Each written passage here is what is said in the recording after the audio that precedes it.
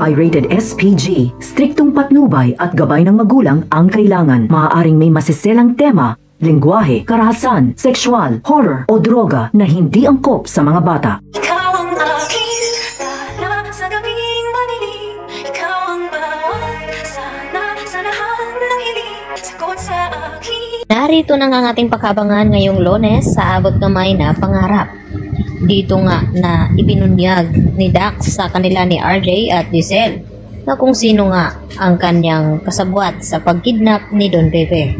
At dito na sinabi ni Dax na ang asawa nga daw dito ni RJ na si Moira Tanyag. At nagtanong pa ulit itong si Giselle na kung may kasamahan pa ba sila. At dito naman napalihim na tumitingin itong si Dax dito kay Zoe.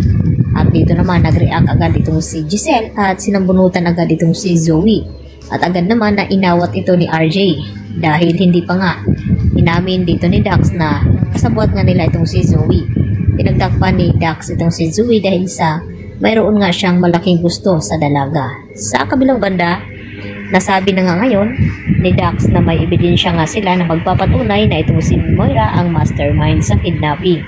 At agad na pinuntahan ng mga pulis ang nasabing lugar kung saan itinago itong cellphone na ginamit nga dito ni Balahadya noon at nakumpirma na may number nga noon naka-registered na palagi tinatawagan ni Balahadya.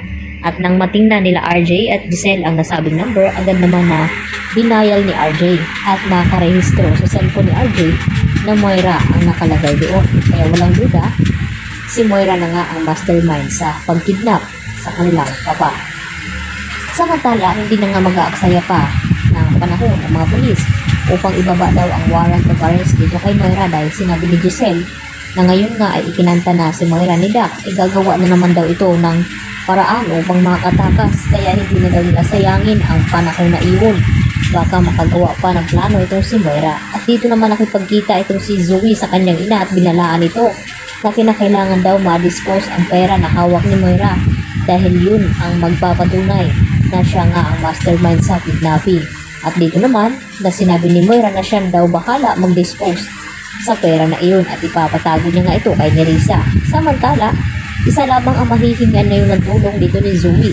Kaya agad na nakipagkita itong si Zoe dito kay Don Carlos Benitez at nagmamakawa na sana raw ay tulungan kung kanyang ina na makatakas upang hindi makulong. Dahil kapag nakulong daw itong si Moira ay sigurado na makukulong din daw itong si Zoe. At dito naman ay pinangako ni Carlos kay Zoe na huwag daw itong mag-alala dahil tutulungan nga ni Carlos na makatakas itong si Moira.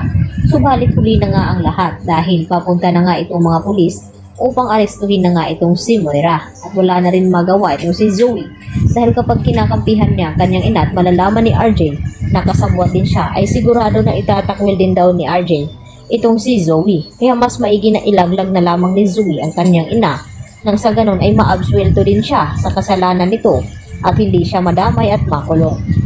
Kaya galit na galit naman itong si Moira na hinarap itong si Zoe at sinasabihan na kung ano-ano dahil nagawa siyang ilaglag nito. At makukulong na nga sa wakas itong si Moira.